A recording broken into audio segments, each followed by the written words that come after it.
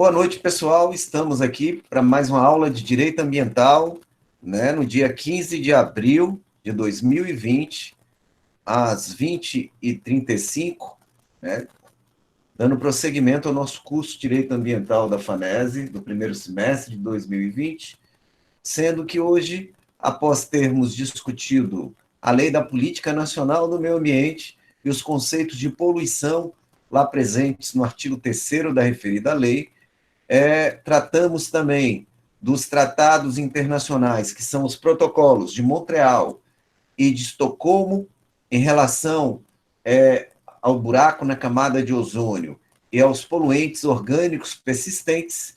Hoje nós trataremos da Convenção Quadro das Nações Unidas sobre Mudanças Climáticas, que foi aberta em 1992, do Protocolo de Quioto de 97, que é um subtratado dessa Convenção Quadro, e, mais recentemente, de outro conjunto de normas derivados da Convenção Quadro, que é o Acordo de Paris, e as reuniões que vêm sendo efetivadas desde então, e questões normativas pertinentes ao tratamento em relação à poluição definida como um aquecimento global antrópico dentro do nosso planeta nos últimos tempos.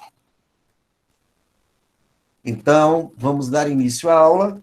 Como a imagem da câmera está ruim, né, eu, mais uma vez, vou dispensar os efeitos técnicos e vou colocar uma tela de apresentação e tirar a imagem da câmera para que a gente possa ter uma qualidade melhor. Porque dia de quarta-feira está ruim aqui com essas lives todas. Né? Eu estou pegando aqui por mim, viu, Wesley? Porque eu estou pegando o feedback e a imagem não estava chegando boa. Então, se não está chegando boa para mim, alguém deve estar com a qualidade ruim aí também. Aí, na dúvida, eu prefiro fazer isso. Tá? E agora, né, a gente está com a imagem límpida aí. Então, vamos começar aqui nessa apresentação. Tá? Essa foto aqui foi no lixão de Aracaju, lá do bairro Santa Maria, né? E nós vamos tratar da Convenção Quadro das Nações Unidas sobre Mudanças Climáticas. Então, a primeira coisa que nós temos que tratar é, basicamente, sobre o que é, né? A gente tem que delimitar o objeto do problema que nós estamos apresentando. Então, o primeiro dado que nós temos que saber é o seguinte: o que é o efeito estufa planetário? Nós sabemos que o estufa é uma estrutura que visa reter o calor, né, com alguma finalidade específica, normalmente aplicada à questão de hortas, etc. Mas o planeta como um todo também, ele tem esse efeito estufa. Ou seja, o que é um efeito estufa? De reter calor. Por quê? Se a gente pegar essa imagem apresentada aqui, a radiação do Sol, que fornece o calor para o nosso planeta, básico, né? Ela vem e acontece em 3 situações distintas. Na situação A, está aqui, ó, a radiação atravessa a nossa atmosfera, chega à superfície da Terra e lá fica, certo? Na situação B, essa radiação solar, ela reflete para o espaço sideral. E na situação C, a radiação atinge a superfície, basicamente, do planeta e, né, é retida, quando ela vai voltar para o espaço, é retida pela atmosfera, certo? Então, esse aqui, o item C, é o mais comum do que acontece, né? Porque, basicamente, essa radiação infravermelha, que é o calor, nós temos uma temperatura constante em nossa atmosfera, exatamente pelo efeito estufa, né? Ou seja, pelo fato de que alguns componentes de nossa atmosfera mantêm o calor retido dentro dela. E aí nós conseguimos ter uma temperatura com poucas variações entre o dia e a noite. E uma temperatura que permite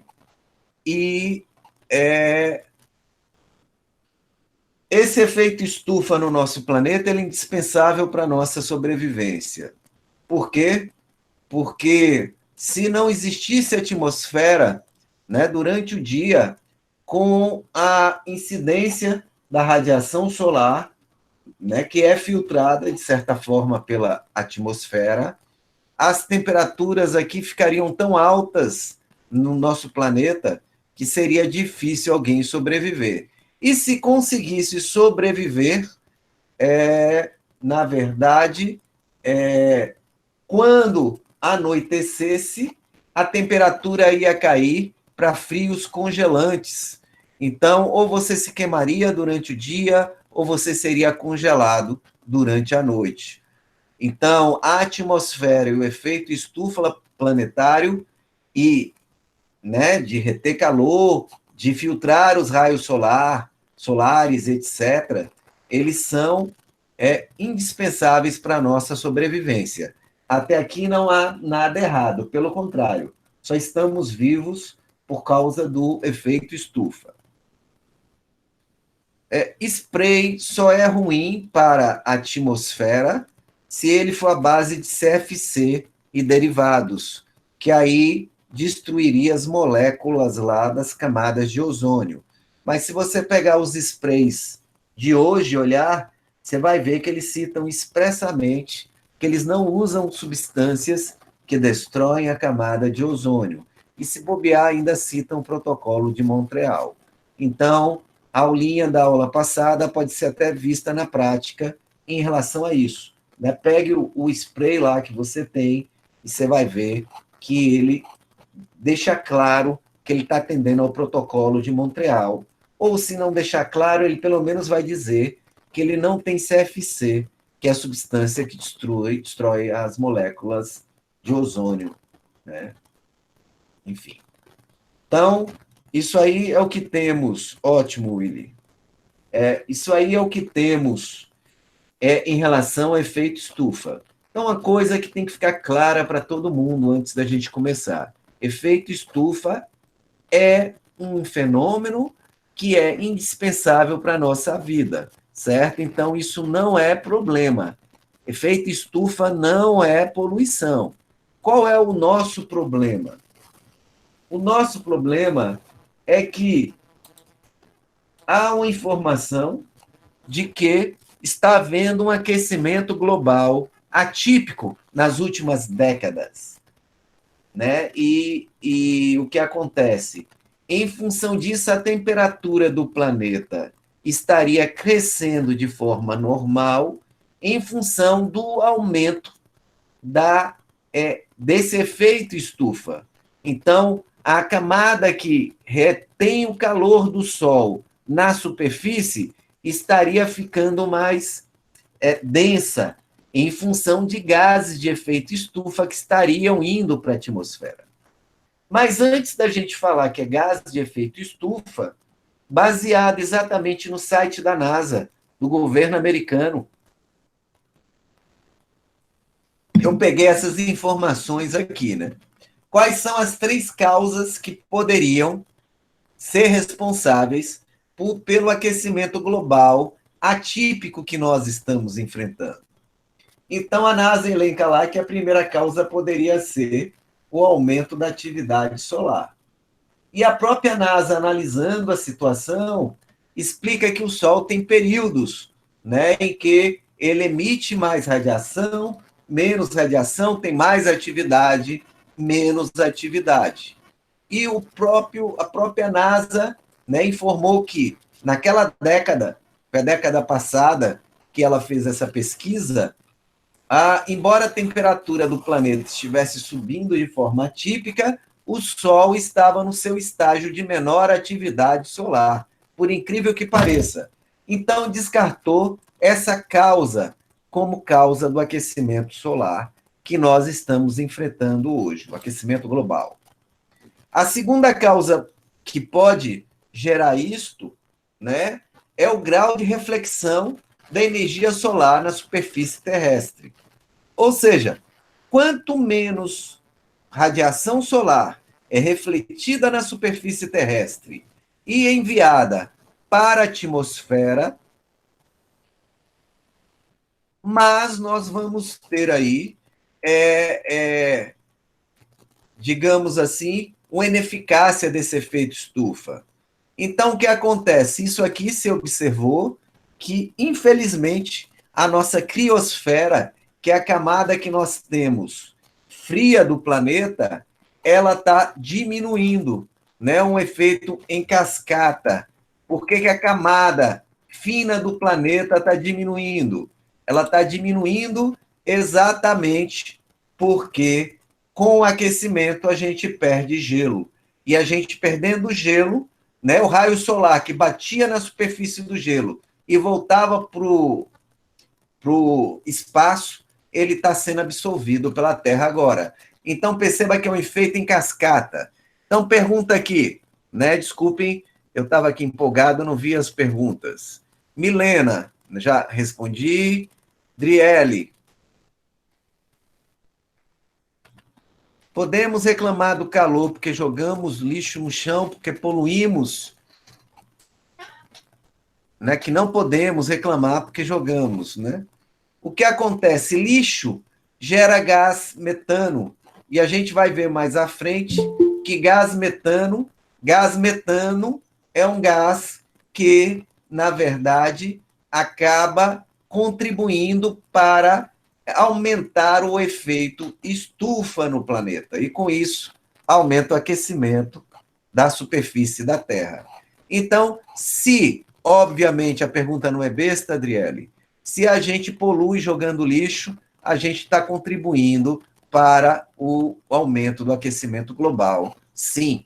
E lembrando que não estou falando de um, né? Somos quase 8 bilhões de habitantes. Então, se cada um fizer a sua parte errada, jogando lixo, infelizmente, como está tendo muito mau exemplo por aí, na verdade, a gente está contribuindo sim para o aquecimento global e estamos poluindo. Rafael, erupção de vulcão, né, como Krakatoa, lá da Indonésia, que entrou em erupção esses dias. Tem relação com o aumento da temperatura?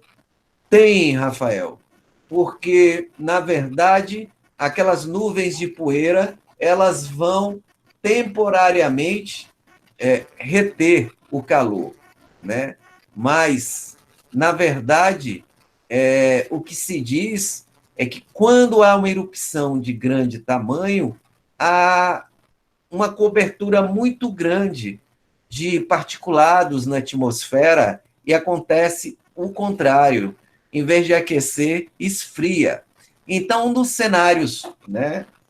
Inclusive, tem um filme americano com esse cenário, um dos cenários de pior situação, de caos global e de fim da vida humana, seria a erupção do vulcão que fica em Yellowstone. Né? Diz que ele é tão grande e a erupção seria tamanha que grande parte da atmosfera terrestre seria coberta com poeira e a gente voltaria à era do gelo. Né? Isso acabaria com as fontes de alimento e com a vida no planeta. Certo? Então, o efeito imediato é contribuir um pouquinho, mas a preocupação com a erupção de vulcão é o contrário, é congelar a superfície terrestre. Então, a outra causa do aquecimento global seria o grau de reflexão da energia solar na superfície terrestre. São dados técnicos científicos, vocês vão perceber aí que a criosfera do planeta, a parte gelada, tem diminuído bastante ao longo do tempo. E, contraditoriamente, né, isso aumenta a absorção de calor pelo planeta e aumenta o aquecimento da superfície do Sol. E a terceira causa seria aumento de GEE na atmosfera. O que é GEE? gás de efeito estufa, certo?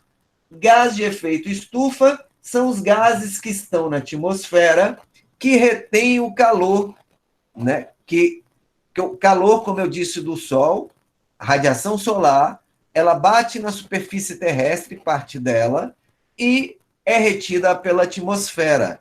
Então, é esse, basicamente, né, um dos efeitos aí dos gases de efeito estufa. Que gases nós temos na atmosfera? 78% nitrogênio, 21% oxigênio, e como eu já disse, apenas 1% de outros gases, inclusive gases de efeito estufa. Veja como é proporcionalmente pequena, né, a interferência. Interferência não. A dimensão desses gases que são indispensáveis para a nossa vida. E aí, isso está na Lei 12.187, vigente no Brasil, no artigo 2º, inciso 5, nela define lá quais são os gases de efeito estufa. Então, são gases naturais ou antrópicos, né? Lembrando que antrópico é causado pela atividade humana,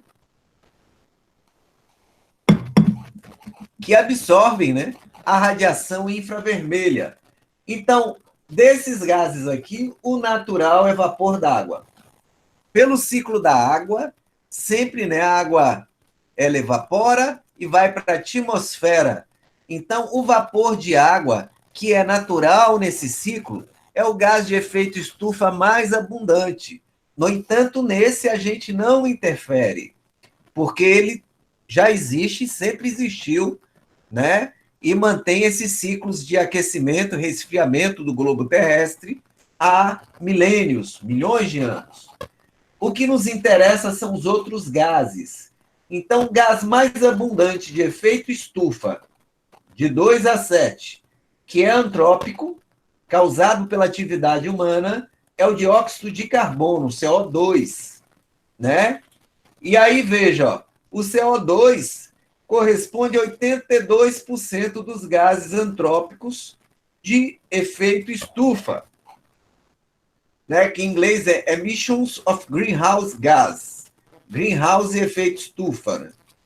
Então, a maior parte é dióxido de carbono, e por isso que ele é a nossa referência de gás de efeito estufa. Em terceiro lugar, né, e geral, mas em segundo de emissão antrópica, nós temos o metano, que é o CH4. O metano, embora seja apenas 9% da quantidade de gases de efeito estufa, como eu já disse, e alguém já observou aí, inclusive, o metano, ele, na verdade, ele tem de 20 a 75 vezes mais eficiência para reter calor do que o dióxido de carbono. Então, por isso a nossa preocupação com metano, né? E por isso, Driele, que a questão do lixo é preocupante. Lixo orgânico decompõe e gera gás metano. É uma das fontes. E a outra fonte, como o Su colocou aí, também é do gado. Os outros gases, né? O óxido nitroso, ele está no percentual menor de 5%, né? Ele não é tão preocupante para a gente. O óxido nitroso, ele é conhecido como gás do riso, né? Aquele gás que, se você usar, a pessoa fica com a aparência de que está rindo e não consegue controlar. O 5 e o 6 estão ligados com o protocolo de Montreal. Os 5 são os gases que destroem a camada de ozônio e que, de forma interessante, agravam o efeito estufa também.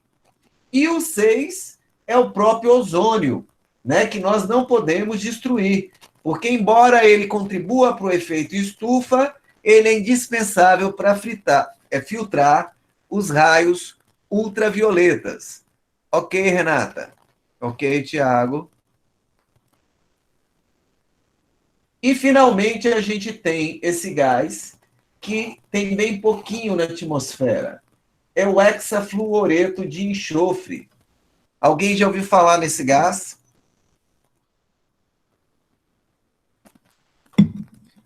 Deixa eu ver se eu acho aqui uma demonstração do que se pode fazer com ele.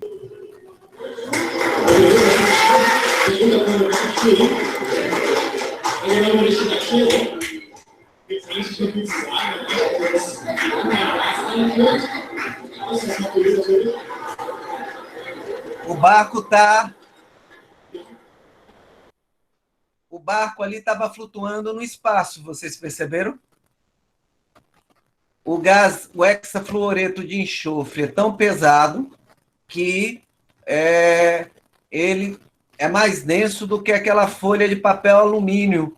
Então dá a impressão de que o barco está flutuando no ar, certo? Ele é um gás muito pesado. Então, por causa da alta densidade dele, você colocar num aquário e colocar um barco desse, né? Aí Marinaldo está colocando aí que é usado em cirurgia também, certo? Mas esse é menos utilizado, né? O óxido nitroso já está perigoso, porque está sendo usado, inclusive, por estudantes nos Estados Unidos e por aí vai. Então, esses são os gases de efeito estufa. Né? A gente tem que atentar aqui que vapor d'água, que é o mais abundante, nós não interferimos, temos interferência, é o processo natural. E aí, dos gerados pelo ser humano, o dióxido de carbono e o metano são os mais importantes e os mais relevantes do ponto de vista de quantidade. Fontes de gases de efeito estufa, segundo o próprio protocolo de Kyoto. Nessas duas fotos aqui são minhas. Essa eu tirei meio-dia no lixão de Socorro, quando era aberto. Esse eu consegui fechar com ação. E essa eu tirei uma panorâmica na frente de trabalho do lixão da Terra Dura, que eu fazia pesquisa lá. Então, fontes de gases de efeito estufa, queima de combustível, né, porque gera dióxido de carbono, setor energético, mesma coisa, transporte, idem, petróleo e gás natural, além do dióxido, gera o metano, resíduos sólidos, gera metano, incineração de resíduos, dióxido de carbono e outros que estão lá no anexo do protocolo. Né? Falando agora sobre os antecedentes, né, em relação à percepção mundial de mudanças climáticas. Na década de 80, a Organização Meteorológica Mundial passou a se preocupar muito, né? Você conhece, né, Robert? Óxido nitroso, estou de olho em você.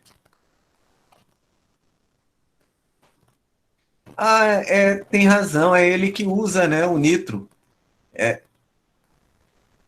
Eu nem tinha me tocado nisso.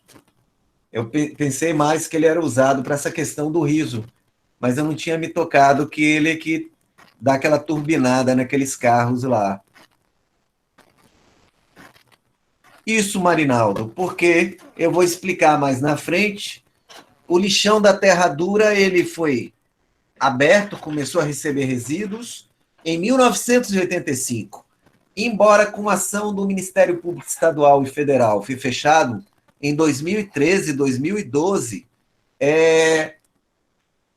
todo esse resíduo orgânico também que tinha lá, ele, na verdade, ele ainda continua soterrado, decompondo e gerando, né, com isto, entre outras coisas, metano. Tá? E, enfim, em função disto, ele ainda é altamente poluente, não só nesse sentido, mas outros que eu vou mostrar para vocês depois, certo? Inclusive, já teve até uma auditoria para verificar se podia receber créditos de carbono por causa daquela emissão de metano. Mas ele é muito instável para isso. Então, vamos voltar para cá. A Organização Meteorológica Mundial estava preocupado com a variação grande, né, das mudanças climáticas no planeta e fenômenos como o El Niño, né, que vocês devem ter ouvido falar, que causa furacão em determinados lugares, seca em outros, tempestade em outros e por aí vai. Então, em 1988, tanto a Organização Meteorológica Mundial como a ONU, através do Programa das Nações Unidas do Meio Ambiente, estabeleceram um painel, né, que era intergovernamental, não era só governo, para discutir sobre mudanças climáticas e os efeitos deletérios dessas mudanças climáticas. Entre eles, não só a instabilidade climática no mundo, mas também o aquecimento global atípico, antrópico que estava havendo. Né? Lembro que em 88, e veja como é importante isso, não foram extremistas de esquerda da ciência que começaram a falar em aquecimento global. Foi a ONU junto com a Organização Meteorológica Mundial. Então, em 88, foi criado o IPCC, que é o Painel Intergovernamental de Mudanças Climáticas, e começou a se discutir isso. Quem aí se recorda da década de 80, 90, vai ver que, em função principalmente desse relatório que saiu em 90, né, passaram a taxar todos que falavam que aquecimento global existia de loucos. Inclusive, eu lembro que um candidato a presidente dos Estados Unidos, Al Gore, chegou a escrever um livro, né, que virou um filme também, que se chamava Uma Verdade Inconveniente, que fala exatamente desse processo. E aí, como Al Gore, né, era considerado um liberal da esquerda lá americana, a Fox, que é a rede, que é considerada de direita lá nos Estados Unidos, né, você vê que polarização não é só no Brasil. A Fox fez um outro documentário chamado Uma Verdade sobre uma Verdade Inconveniente, dizendo que isso não existe, que isso é da cabeça das pessoas, certo? Então, nessa época, havia essas dúvidas todas.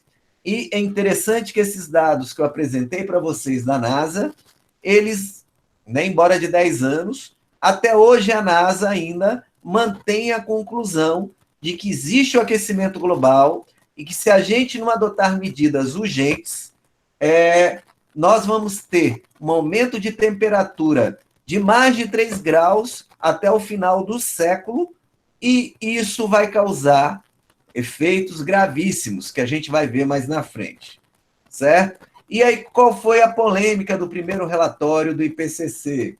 A polêmica foi que ele disse que 60% das emissões de gases de efeito estufa deveriam diminuir, né? O que isso significa para a indústria, pessoal?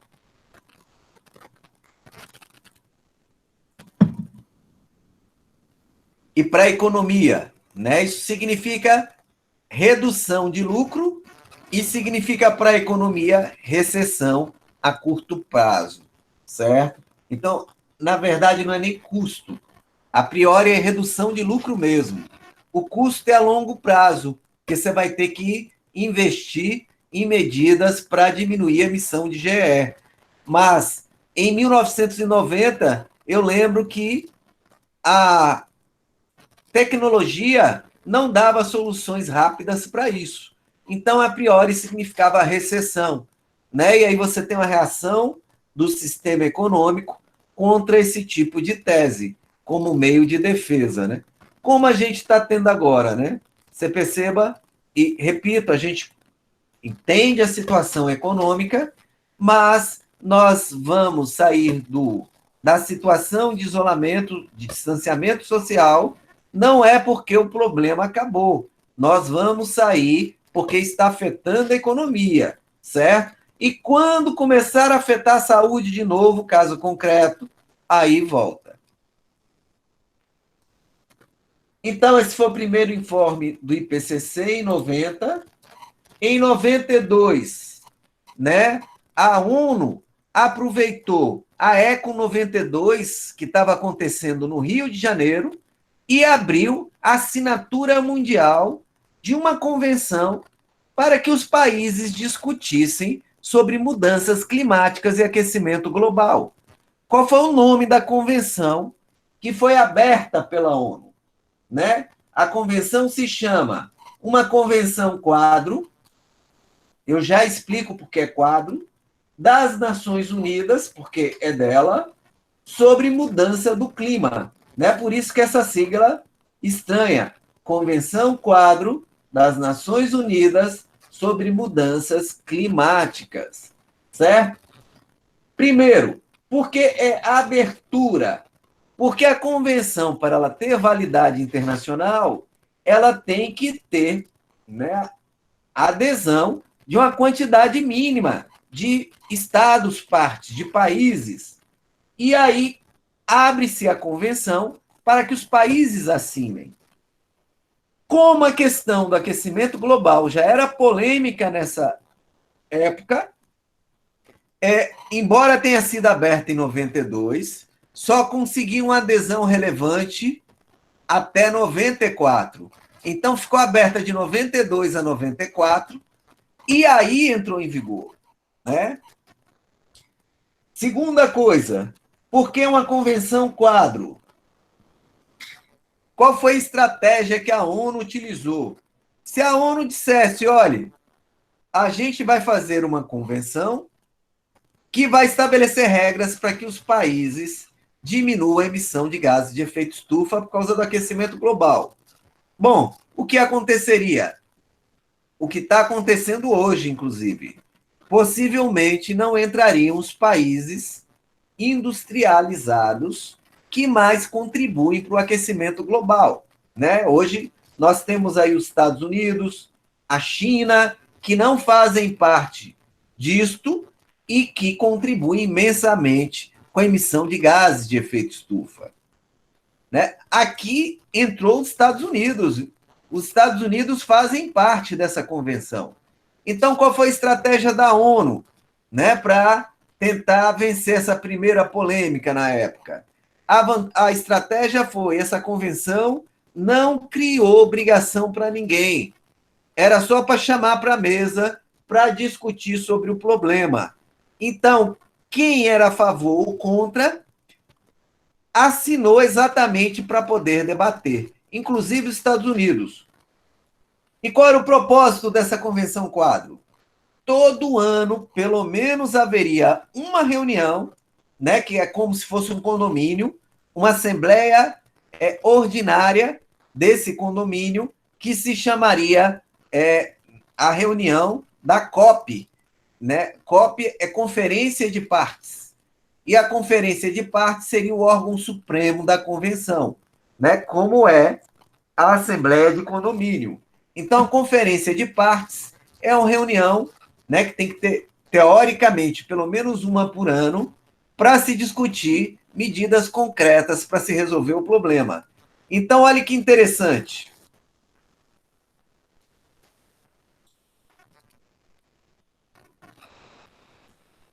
Eu vou pular e vou direto para cá. Olha que interessante. Nós tivemos a COP1, né? Entrou em vigor em 95. Então, nós tivemos a COP1 em 95, na cidade de Berlim, na Alemanha. Nós tivemos em 96 a COP2, que foi a segunda, na cidade de Genebra, né, na Suíça. 97, que foi a terceira COP, ocorreu numa cidade do Japão, Kyoto, ok? E aqui já estavam discutindo regras concretas para diminuir os gases de efeito estufa. E aqui em 97, essas regras concretas foram aprovadas e viraram uma outra convenção. Mas entendam, é uma convenção ligada à Convenção Quadro, por isso que ela se chama Convenção Quadro. Ela é a convenção maior e pode ter subconvenções ou tratados ligadas a essa Convenção Quadro. E essa convenção de 97, como ela está ligada à Convenção Quadro, ela não se chamou convenção, ela se chamou protocolo. Os protocolos têm um nome da cidade onde foram criados, né? Então se chamou Protocolo de Quioto, né?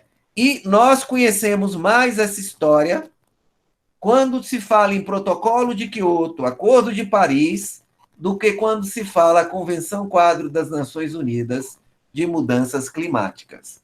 Né? Você já deve ter ouvido falar no Protocolo de Quioto antes da aula passada, não é isso?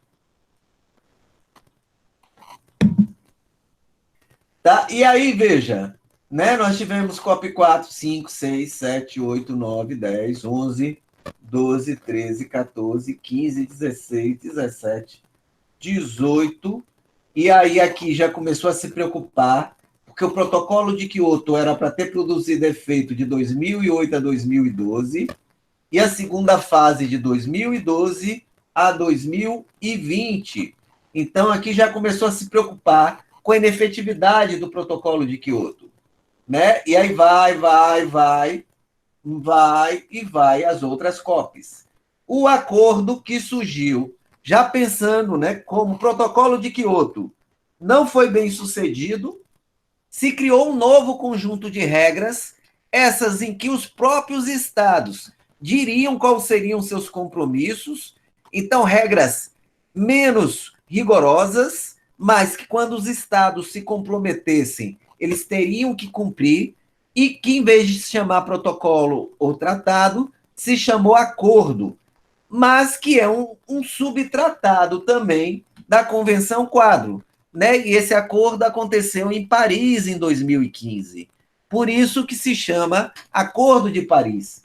Então, né, já concluindo praticamente a aula de hoje, com essa linha temporal, para a gente começar na próxima de novo, as duas, os dois conjuntos de normas mais importantes que surgiram da Convenção Quadro das Nações Unidas de Mudança Climática foi o da COP3, né, de 97, que é o Protocolo de Quioto, e foi o Acordo de Paris, em 2015. Né? E alguém pode perguntar, professor, isso está desatualizado, só tem até 2018, porque eu fiz em 2019, né? E a de 2019 ocorreu em novembro. Então, onde que está 2019, 2020? Está aqui. 2019 acabou ocorrendo em dezembro de 2019, ela foi a COP 25, né? Então, ela estava tentando melhorar o Acordo de Paris, mas, de qualquer forma, ela não foi muito efetiva. E, né, a gente teve uma notícia ruim aí nessa COP, né, até antes dela. O presidente atual dos Estados Unidos, quando foi eleito, ele denunciou, né, lá, a participação dos Estados Unidos, que o Obama tinha assinado o Acordo de Paris e o Trump, né, denunciou e saiu do Acordo de Paris. Pelas regras, né, formalmente os Estados Unidos vão sair na próxima COP, mas já avisaram que vão sair, infelizmente. O engraçado é que sai da COP, mas continua na Convenção Quadro. E a COP 26, que seria desse ano, pessoal, né? Ela ocorreria em Glasgow. Glasgow é Escócia, capital da Escócia. Ela ocorreria em Glasgow, a de 2020. No entanto, ela foi adiada para 2021 por causa de quê?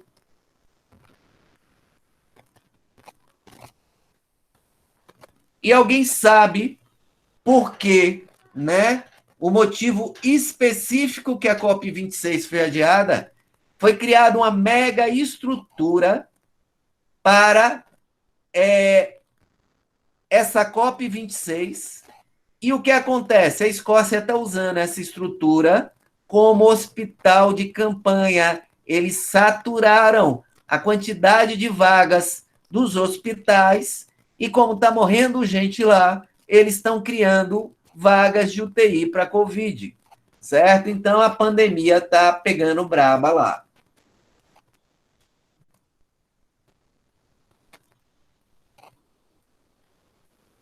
Isso, Robert. Infelizmente, os Estados Unidos saindo influencia sim, né?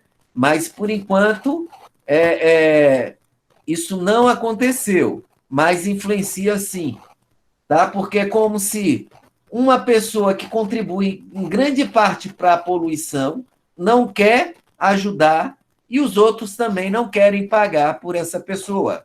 Então, acaba gerando um efeito em cascata, infelizmente. Gente, essa notícia eu tirei semana passada do site da ONU no Brasil, certo? Lá a gente tem informações interessantes. Na verdade, é o site oficial da ONU, só que está em português. Né? Ele não é do Brasil, é o site oficial mesmo. Por hoje, eu vou concluindo e na próxima aula a gente continua esse assunto. Inicialmente foi a apresentação de questões conjunturais. Na próxima aula, a gente vai apresentar o sistema jurídico brasileiro de mudanças climáticas. Carlos, o Brasil foi colaborativo. É porque eu não trouxe aqui, né? O Brasil, na COP 25, foi o que mais causou problemas. Ela terminou 2 dias depois do previsto, porque o Brasil estava criando diversos obstáculos, entre eles o de não querer contribuir para a diminuição dos gases de efeito estufa. Eu não sei se vocês se recordam, isso foi até uma polêmica, né? Porque o presidente atual, na campanha, disse que ia se retirar e o ministro do Meio Ambiente atual também disse a mesma coisa. Então, nós temos aí o Brasil, infelizmente, deu um mau exemplo de retrocesso. Né? Como o Robert disse, né? Os Estados Unidos elegeu um presidente mais de direita, conservador. E a consequência foi menor preocupação com o meio ambiente, maior preocupação econômica. É natural isso. E nós também elegemos um governo de direita, que o discurso era esse também. Então, acaba indo por essas questões mesmo. E aqui eu volto a repetir, eu não estou discutindo política partidária aqui, é conjuntura mesmo, certo? Esquerda tem, em tese, né, maior preocupação ambiental, direita tem maior preocupação econômica. E por aí vai. Então, pessoal, eu vou concluir a aula aqui rapidamente e se vocês tiverem algum questionamento sobre a atividade, eu vou ficar à disposição aí depois para tirar algumas dúvidas por alguns minutinhos. Tá? Deixa eu só parar aqui de gravar. Até a próxima, galera.